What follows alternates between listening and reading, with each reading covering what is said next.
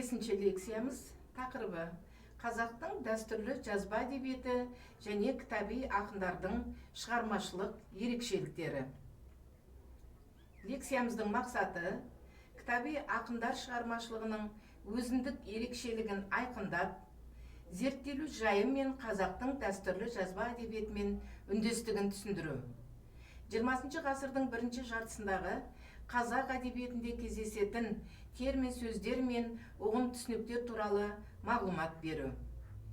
Лекциямыздың жоспары кітаби ақындар шығармашылығының орта ғасырлардағы әдеби жәдігерлермен сабақтастығы, кітаби ақындардың зерттелу жайы және шығармашылық қырлары, діни ағартушылық және кітаби нәзирашылдық дәстүр.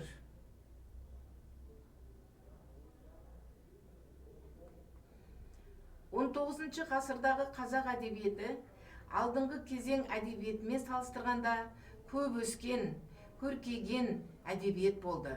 Жаңа өркениетті дамуға бет бұрған кезең әдебиетінде бір жағынан бұрынғы дәстүрлі жыраулық поэзия өзінің шын мәніндегі өмірлік, қоғамдық мәнін, саяси қызметін толық сақтай алмаса да, қалыпты дамуын, шығармашылық дәстүрін одан әрі жалғады. Екінші жағынан қазақ өмірін жырлауда жаңа бағыт ұстанған ақындық поэзия дамыды. Қазақ әдебиеті өкілдері қатары шығармашылығын орыс әдебиетімен тығыз сабақтастықта өрбіткен қаламгерлермен толықты. Олардың алдыңғы легі ұлы ағартушы ойшылдар Шоқан, Ыбырай, Абай болды.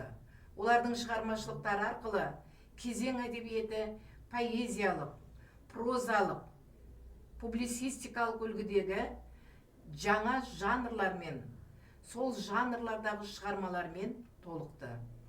Бұл ұлы қаламгерлер шоғырын берген орыстың әдебиеті мен өнерінің алтын ғасыры аталған 19 ғасырдағы орыс әдебиетінің шынайы ықпалы еді.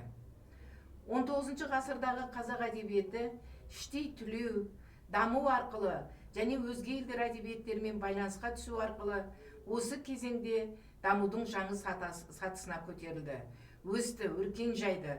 Бұл тек қазақ әдебиетіне ғана тән жағдай емес, әлем халықтар өркениеті мен өнерінің туу, қалыптасу, даму жолына тән бір-бірімен сабақтастықта дамып отыратын әлемдік өркениеттік құбылыс еді. Кітаби ақындар шығармашылығы ежелгі дәуір әдебиетінің, орта ғасырлық сопылық әдебиеттің 19 ғасырдағы екінші жартысы мен 20 ғасыр басында қайта өркендеуінің көрінісі болды. Қазақ әдебиетінің тарихындағы ежелгі дәуірлерден келе жатқан жазба әдебиетінің дәстүрі жалғас еді. Көне жазба әдебиет дәстүрінің қайта туына осы кезеңде қазақ даласында мектеп медреселердің көбеюі, мұсылманшылық оқу, ғылым білімнің күшеюі көп себеп болды. Осы кезеңде орыс отарлығының күшеюіне байланысты бүгінгі ғылымда діни ағартушылық аталып жүрген дін, діл, тіл, тағы басқа мәселелерді сақтау жолында шығармашылығы діни қайраткерлерге ұласқан қаламгерлер шығармашылығы көрініс тапты.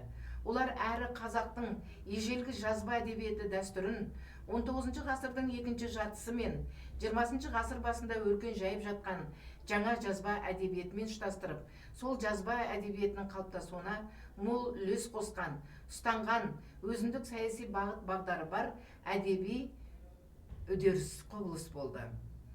20 ғасырдағы кеңестік әдебиет үстемдігіне дейін жаңа жазба әдебиеттің дамуына мол үлес қосқан кітаби ақындар саясаттан толық жеңіліс тапса да, олардың шығармашылық сілемі ауылдық жанрда сақталып келген шамамен 1970 жылға дейін ежелгі жазба әдеби дәстүрі кітаби ақындар шығармашылығы қиса дастан жанры арқылы кеңестік дәуірде де өмір сүрді, дамыды.